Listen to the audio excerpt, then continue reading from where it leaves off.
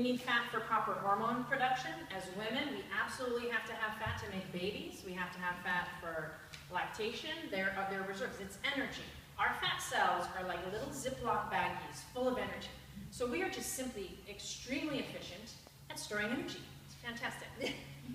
We don't see it that way, but our bodies do. That's what our bodies are created for. So we've been told to follow low-fat diets to lose weight, and food companies have then re-engineered products to be fat-free or reduced fat, and they compensate then for flavor and texture by adding in salt or sugars or trans fats, and it's actually far worse for you to eat than eating an avocado or eating a good fat. So, as a nation following a low-fat diet, where has that gotten us? In the 60s, 45% of our calories came from fat. I know it's a high number, right? 13% of adults were obese, and under 1% had type 2 diabetes. Super low number. Today, 33% of our calories come from fat, so far less.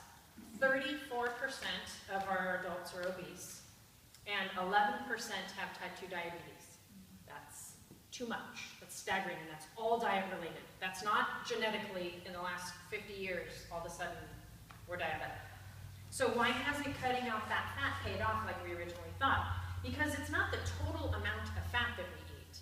It has more to do with the types of fats and the calories in the diet. So bad fats, meaning trans fats or saturated fats, increase the risk for certain disease like cancer, heart disease.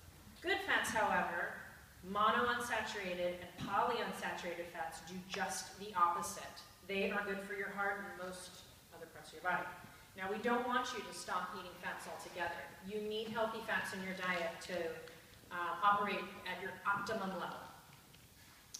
So, over time, eating lots of foods that are reduced fat foods are usually higher in carbs, and that higher carb means higher blood sugar levels. We talk a lot about blood sugar levels. Diabetes is such an epidemic in our country now, and it's because the food industry has really failed us by filling all of our food with sugar and then labeling it as healthy, organic, low fat, good for you, and it's really not.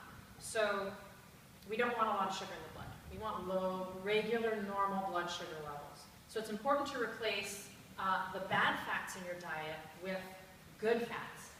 Good fats, or unsaturated fats, improve cholesterol, they improve heart health, they reduce inflammation, which is a big deal, especially since we're in here tearing our muscles and rebuilding them. And they're predominantly plant-based, so think unsaturated, think healthy, think plant-based. Am I going to ask you what that means, Diane?